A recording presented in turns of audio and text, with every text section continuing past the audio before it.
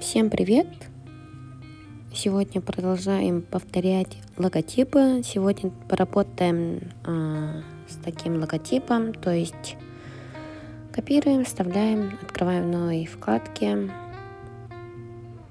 Так, в этом логотипе мы будем повторять фигуры и также поработаем с текстом и градиентом, да, общим фоном.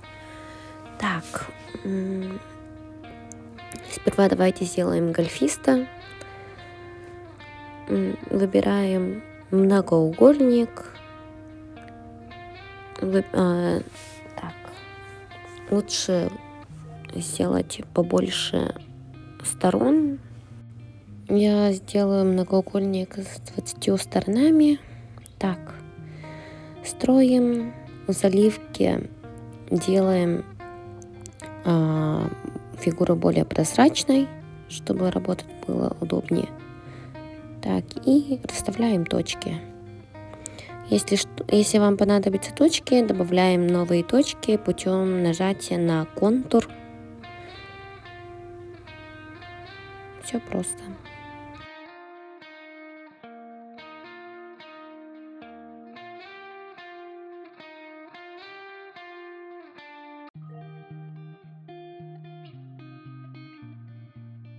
Теперь делаем дырку, которую образовала рука. Так, выбираем треугольник, инструмент узел и преобразовать в кривые и по точкам. Так, строим фигуру. Затем слой этой фигуры поднимаем над слоем гольфиста. Нажимаем Ctrl, выделяем два объекта, нажимаем вычитание. Вот так мы создаем дырку.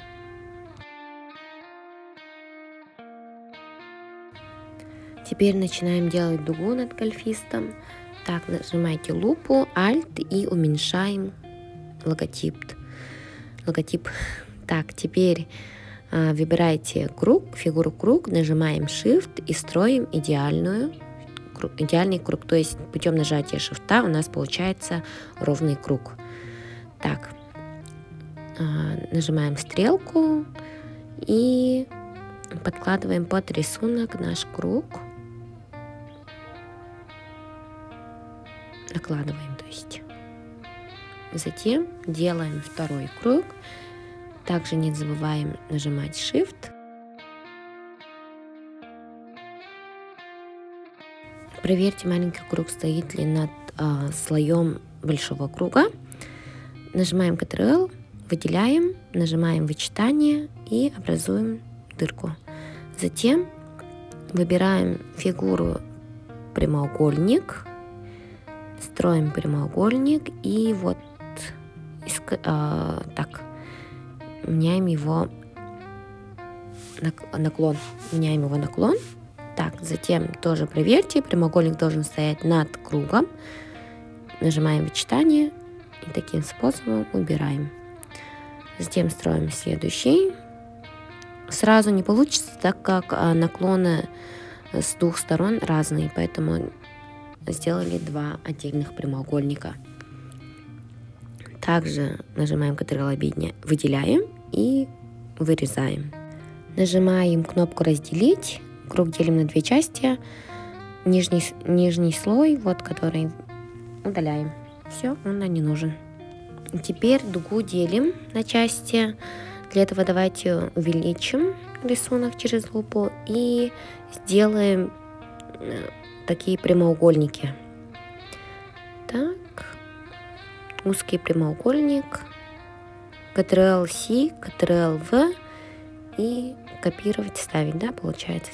Ctrl-C у нас копировать, Ctrl-V ставить. Нажимаете стрелку и придвигайте второй прямоугольник.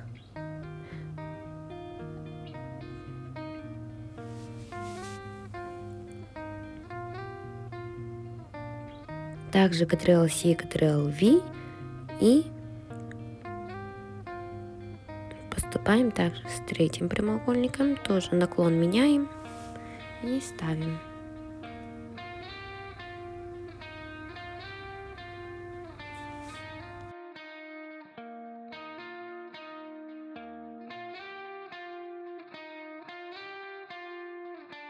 Теперь выделяем через Ctrl дугу и первый, ну, какую-нибудь прямую. И затем не забудьте вот дугу, новую дугу спустить под прямыми, потому что иначе у вас не получится вычесть, наоборот, будете вычитать круг от прямых. Хорошо? Так что вот можете несколько выбрать. Все сразу лучше не выбирать, там исказится. Так, также переносим под прямыми. Главное, чтобы он был под прямыми. Все. Вот так мы разделяем нашу дугу. Теперь начинаем делать надпись. Так, давайте уменьшим. Лупа, Alt уменьшаем. Так, выбираем вот буква А, то есть это у нас текст. Выбираем художественный. Это у нас получается художественный, он для заглавных слов. То есть так, пишем Спартан. Пишите большими буквами. Скорее всего, надпись подойдет. Ну, то есть стиль текста также останется как Arial. Так, давайте под буквой подровняем букву S. И затем размер немножко. Можно вот так вот. Если вот здесь получается только в этом режиме у нас искажается слово. И он может быть узким, вот таким, да, и пошире.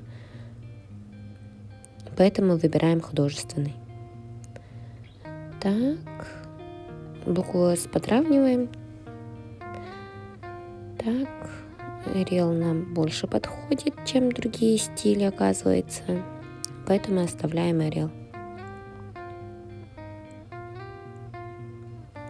Нажимаем на букву А, это символ. И здесь расположение и трансформация. Так, меняем проценты трекинга. Ставьте большой совсем, вообще примерно на 600 с чем-то процентов. И уже корректируйте вот стрелками, да? То есть подставляйте.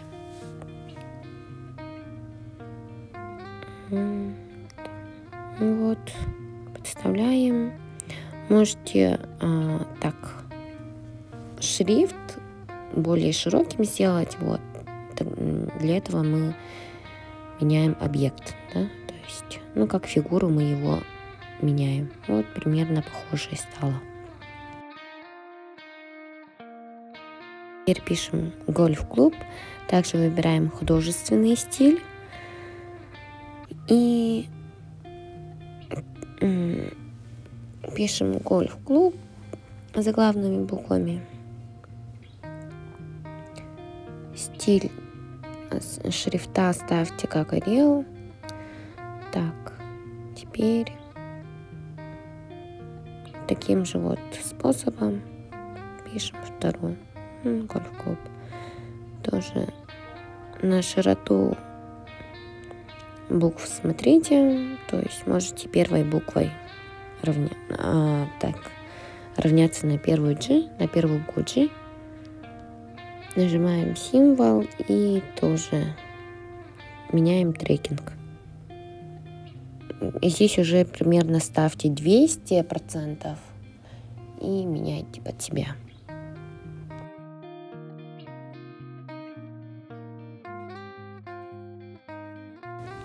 Теперь начинаем заливать наши фигуры галочкой.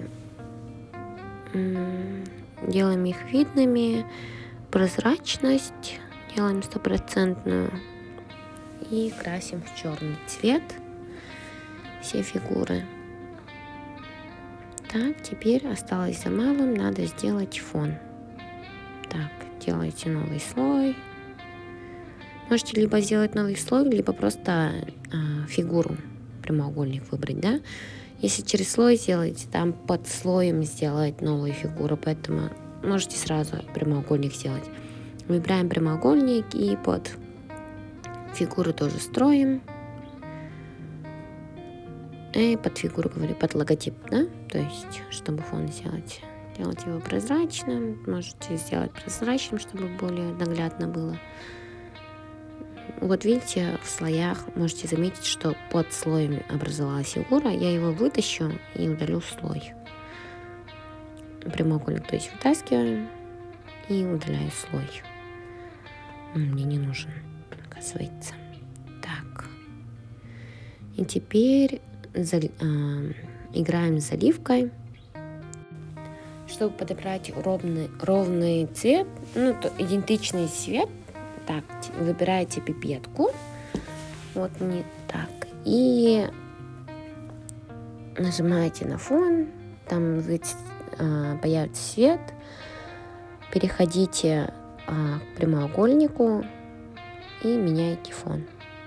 Затем прозрачность, и теперь в заливках выбираем тип радиальный.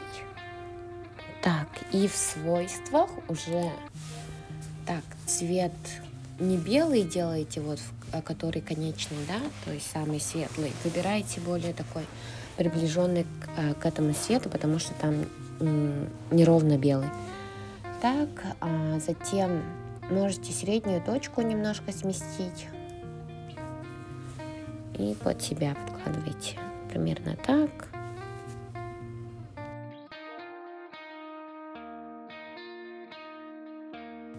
Теперь возвращаем текст, фигуры, нажимаете галочки, можете фон удалить, можете не удалять, но мы логотип закончили. Поздравляю.